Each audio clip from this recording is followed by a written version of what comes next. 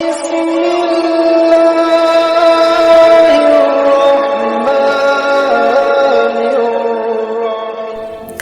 वालेकुम नाजरीन।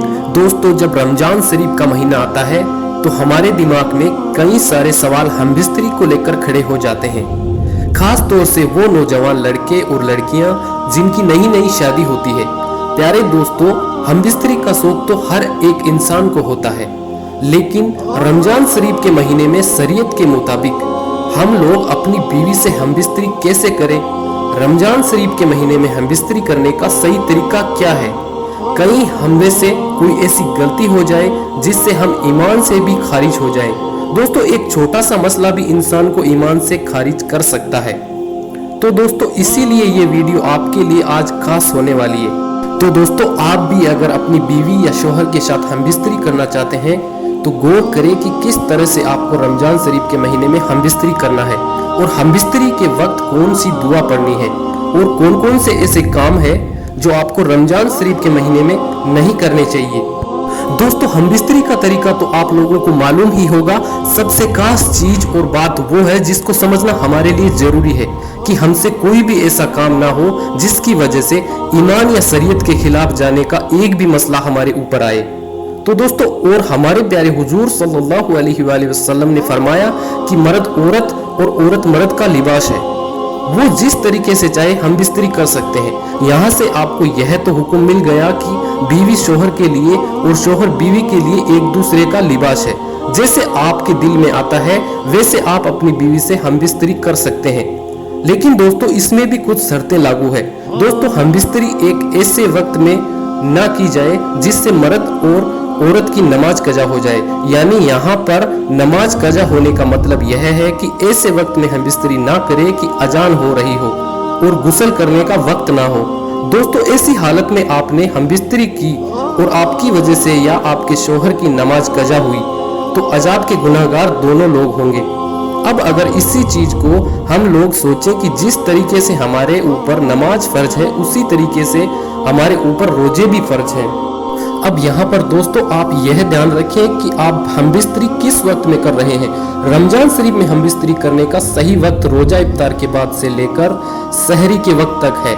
इस वक्त के बीच आप लोग हमबिस्तरी करें, कोई एतराज नहीं है, लेकिन इतने वक्त की मोहलत दे दें कि आप जब भी हमबिस्तरी से फारिग हो तो सहरी के वक्त आप पहले वजू कर ले। अगर आप नापाकी की हालत में रोजा रखेंगे तो आप खुद दिमाग से सोचें कि नापाकी की हालत में नमाज नहीं हो सकती। दोस्तों, नमाज ही नहीं होगी तो खाली रोजा रखने से कोई फायदा नहीं है। रोजे का मतलब ही इबादत करना है। दोस्तों, आपकी नमाज कजा होने से आप गुनाहगार हो जाएंगे और रोजा छोड़ने से भी आप गुनाहगार हो जाएंगे। दोस्तों, कुछ लोगों के जहन में यह सवाल भी आते हैं कि नापाकी की हालत में रोजा हो जाएगा। हालांकि आपका रोजा हो जाएगा, लेकिन आप खुद सोचें कि ऐसे रोजे से क्या फायदा। आप नमाज नहीं पढ़ सकते, कुरान नहीं पढ़ सकते, कोई भी आयत नहीं पढ़ सकते, तो खाली फाका करने से कोई फायदा नहीं है। दोस्तों, रोजे का बहुत बड़ा एहतराम होता है। अब कुछ लोग जिनकी नई नई शादी हुई होती है वो लोग ये सोचते हैं कि रोजे की हालत में हम अगर अपनी बीवी के गाल पर चूम ले तो उससे रोजे पर कोई फर्क नहीं पड़ेगा। हाँ दोस्तों, आपकी बात ठीक है, रोजे पर कोई फर्क नहीं पड़ेगा गाल पर चूमने से, लेकिन अगर आपके अंदर फीलिंग आ गई और आप रोजे की हालत में हैं या आपकी बीवी रोजे की हालत में है और उस पर रोजे की हालत में गुस्ल फर्ज हो गया, यानी कि बीवी और शोहर उस वक्त नाफाक हो गए या दिमाग में गंदे गंदे सवालात आना शुरू हो गया हो तो आपका रोजा मकरूह हो जाएगा। और रोजा मकरूह हो गया तो आप खुद सोचें कि एक किस की वजह से रोजा मकरूह करवाने का अजाब नाजिल हो जाएगा। खुद तो गुनाह में दाखिल होंगे ही, आपके साथ आपकी बीवी या आपका शोहर भी गुनाह में दाखिल हो जाएगा। इसके लिए रोजे के एहतराम करें। रोजे की हालत में दोस्तों ऐसी हरकत या काम ना करें जिससे कि मर्द या औरत के मन में कोई गलत ख्यालात पैदा हो। अब यहाँ पर दोस्तों जो होठों वाला किस आता है जिसको कुछ लोग लिप किस भी कहते हैं, क्या दोस्तों वो रोजे की हालत में करना जायज है? तो दोस्तों यहाँ पर शरीयत का हुक्म यह है कि किसी और का थूक अगर आपके मुंह में चला गया और वो आपको हलक से नीचे उतर गया तो रोजा मकरूह हो जाएगा। इसीलिए रोजे की हालत में यह काम भी नहीं कर सकते। दोस्तों सभी बातों की एक बात आप लोग यह समझ लो कि रोजे की हालत में कोई भी ऐसा काम ना करे जिससे मर्द या औरत नापाक हो जाए। हाँ, आप अपनी बीवी के पास बैठ सकते हैं, बातें कर सकते हैं, लेकिन कोई भी गंदा अल्फाज या मुंह से नहीं निकालना चाहिए। रात को जब रोजा इफ्तार कर ले, ईशा की नमाज या तरावी की नमाज से फारिग हो जाए, उसके बाद आपका वक्त शुरू होता है, यानी ईशा की नमाज से लेकर सहरी के वक्त तक। इस बीच में आप हमबिस्तरी करें, लेकिन उसमें भी आप ध्यान रखें कि प्यारे हुजूर सल्लल्लाहु अलैहि वसल्लम ने फरमाया, जब कोई शख्स अपनी बीवी के पास आता है यानी हमबिस्तरी का इरादा करता है तो यह दुआ पढ़ लिया करे। वो दुआ कुछ यूं है, बिस्मिल्लाहि अल्लाहुम्मा ज़न्नी बनस शैताना व ज़न्नी बिनस शैताना मा रज़क़ताना। दोस्तों इसका तर्जुमा कुछ यूं है कि अल्लाह के नाम से शुरू करता हूँ, ए अल्लाह हमसे शैतान को दूर रख, और जो कुछ तू हमें औलाद दे उसी से भी शैतान को दूर रख। यह हदीस शरीफ सही बुखारी नंबर 3271 है।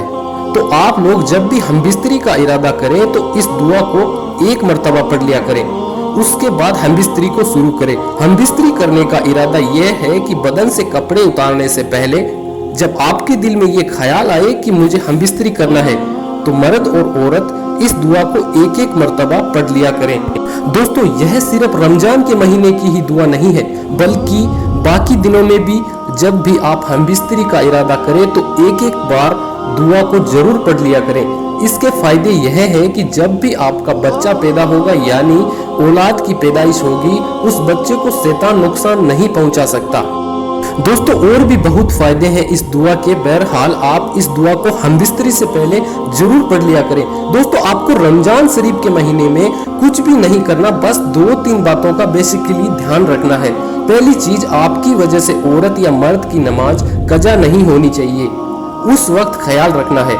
दूसरी चीज यह है कि इस महीने का एहतराम करना चाहिए, किसी भी तरीके का नाजायज और हराम काम बिल्कुल नहीं करना है, यानी कि शरीयत के मुताबिक जो काम हमबिस्तरी के दौरान मना है उन पर बहुत गौर करना है और किसी भी हालत में अल्लाह को नाराज नहीं करना है।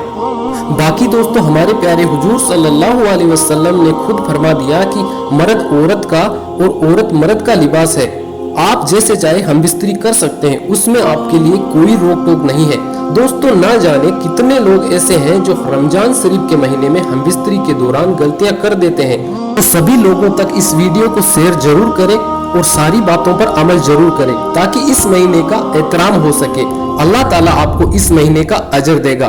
प्यारे दोस्तों उम्मीद करता हूँ कि आपको ये जानकारी अच्छी लगी होगी, तो दिल से गुजारिश है कि आप इस MS इस्लामिक फोकस चैनल से जुड़े रहने के लिए चैनल को सब्सक्राइब करें और घंटी को जरूर दबा दें। अस्सलाम वालेकुम, आमीन।